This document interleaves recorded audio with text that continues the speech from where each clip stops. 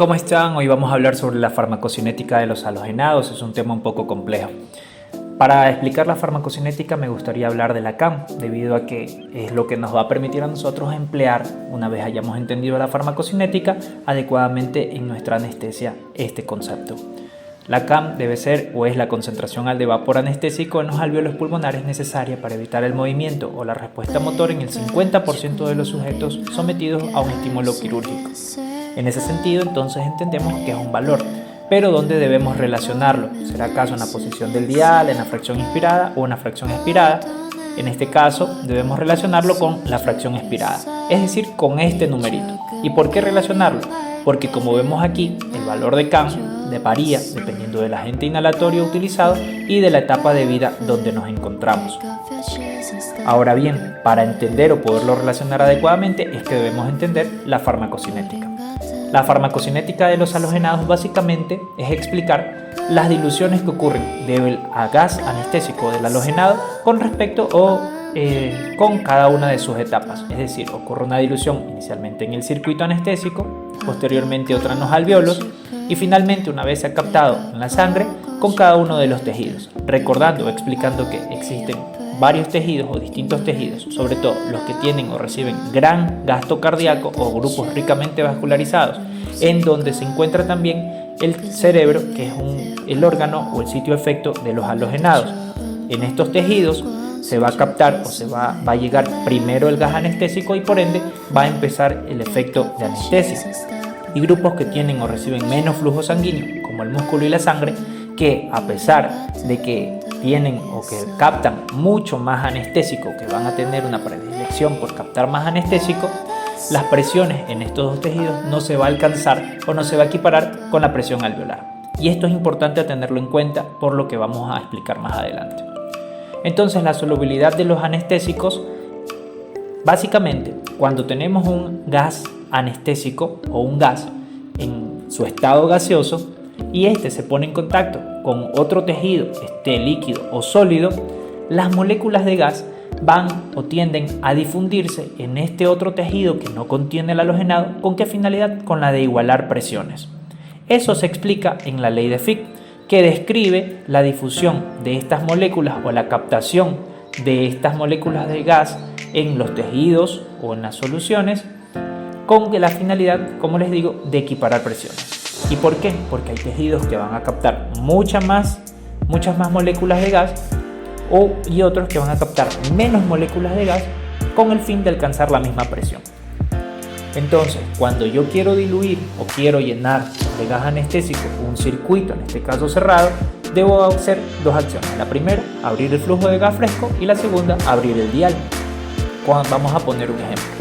Supongamos que yo tengo un volumen de 3 litros y quiero llevar una concentración de sevoflurano de 2 volumen por ciento. Para esto yo voy a abrir el flujo de gas fresco a 1 litro por minuto y voy a abrir la posición del dial al 2 volumen por ciento. Yo me voy a tardar 3 minutos en llenar este volumen. Ahora, si yo quiero acortar ese tiempo, en esta parte de la difusión o la dilución del gas anestésico, voy a tener que modificar estas dos variantes, o sea, abrir más el dial del vaporizador y aumentar el flujo de gas fresco. Como podemos verlo en este ejemplo, el mismo volumen y la misma concentración de anestésico, pero en este caso yo abierto mucho más el flujo de gas fresco y abierto mucho más el dial del vaporizador para acortar el tiempo en el que se va a llenar este gas anestésico en el circuito. Entonces, estas dos acciones tienen influencia o interfieren directamente en la velocidad en la que se llena el circuito. Pero si yo incremento el flujo de gas fresco, nunca voy a sobrepasar la concentración que ya he prefijado en mi dial. Esto es importante tenerlo en cuenta, sobre todo para las variaciones de la concentración de gas anestésico cuando estamos dando anestesia, debido a que es frecuente observar que hay médicos que aumentan el flujo de gas fresco y pretenden con ello alcanzar una mayor concentración de anestésico inspiratorio en nuestros pacientes, cosa que no va a ocurrir. Una vez se ha diluido el anestésico en el circuito, existe otra dilución conocida como gradiente boca-alvéolo, que explica básicamente la diferencia que hay entre la fracción inspirada y expirada. Como ponemos en este ejemplo del sevoflurano, donde he abierto el dial del vaporizador al 1%. y la concentración expirada me va a marcar a 0,85%. Y es que existen cocientes voco-alveolo fijos para cada uno de los halogenados, que en el caso del sevoflurano, por ejemplo, es del 15% y del isoflurano del 30%. ¿Y por qué ocurre esto?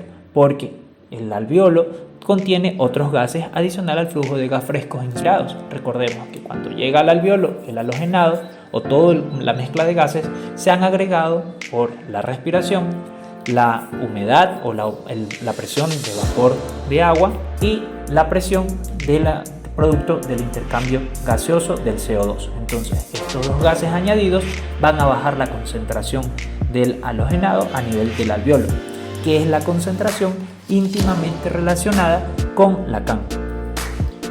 Una vez el halogenado ha llegado al alveolo, existe otro factor relacionado con el halogenado que va a limitar el paso de estas moléculas de gas hacia la sangre y que se describe en el cociente de partición sangre-gas, que básicamente explica entonces la cantidad de moléculas y la rapidez con que éstas van a atravesar desde su estado gaseoso y se van a disolver en la sangre. Por ende, un cociente de partición mayor significa que son necesarias más moléculas para equiparar presiones. En ese sentido, se traduce en un mayor tiempo de inducción, por ejemplo, pero también en una mayor cantidad de anestésico que se va a captar en la sangre. Por ende, los gases que tienen o halogenados que tienen menos cociente de partición, como el sevoflurano y el desflurano, van a tener un menor tiempo para equiparar presiones. Recordando entonces que nosotros definimos a la CAM anteriormente, una vez que se han equiparado presiones, en teoría yo ya tengo el efecto anestésico que busco. Existen otros factores que van a modificar la velocidad con la que estas moléculas atraviesan la sangre y son, como ya explicamos, la solubilidad del anestésico, o sea el cociente de partición sangre-gas, pero también el gasto cardíaco, debido a que cuando aumenta el gasto cardíaco hay más sangre la cual debe de captar el halogenado.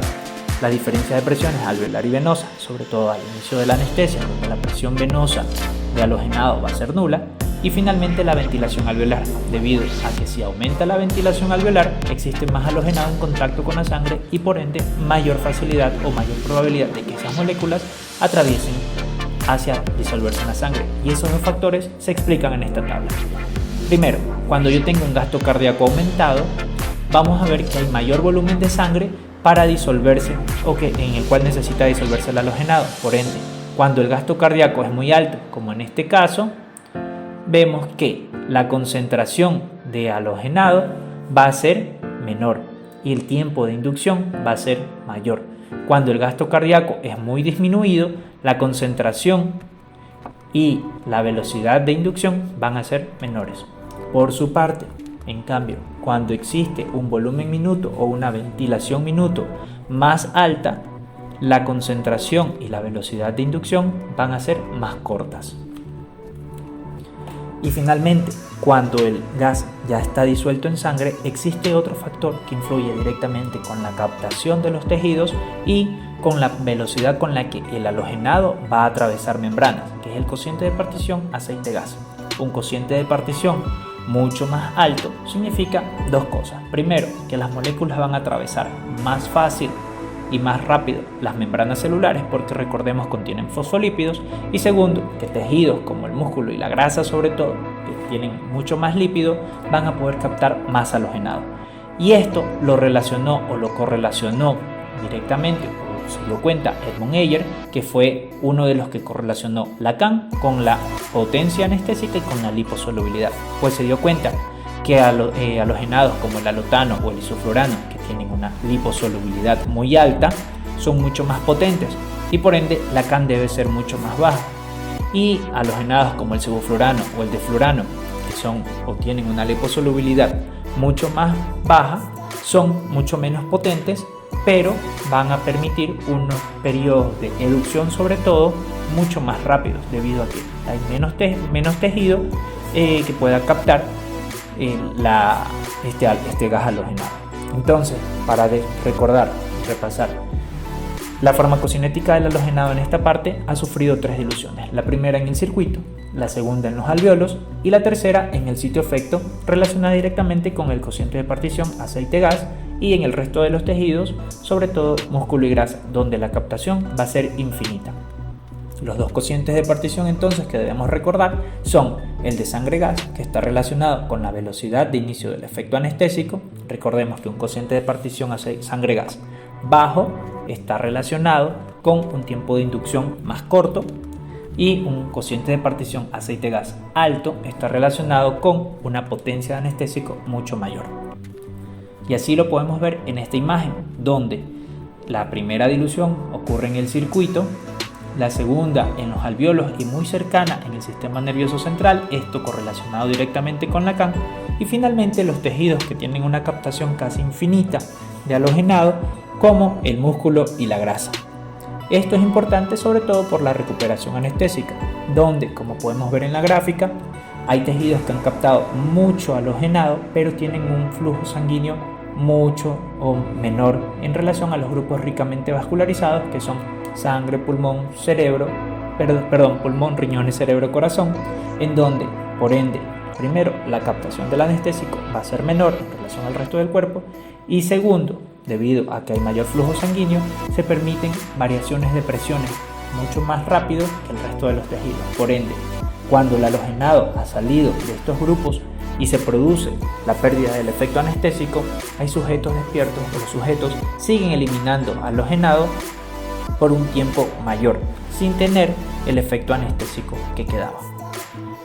Anteriormente entonces se decía que la educción anestésica intervenía un solo factor, que es la solubilidad del anestésico. Actualmente, correlacionando entonces esto de la distribución o la captación de estos tejidos menos irrigados pero con captación casi infinita como la grasa, se dice que para la educción intervienen dos factores. Primero, la solubilidad del anestésico, y segundo, el tiempo de anestesia. Y eso ha sido todo. Muchas gracias.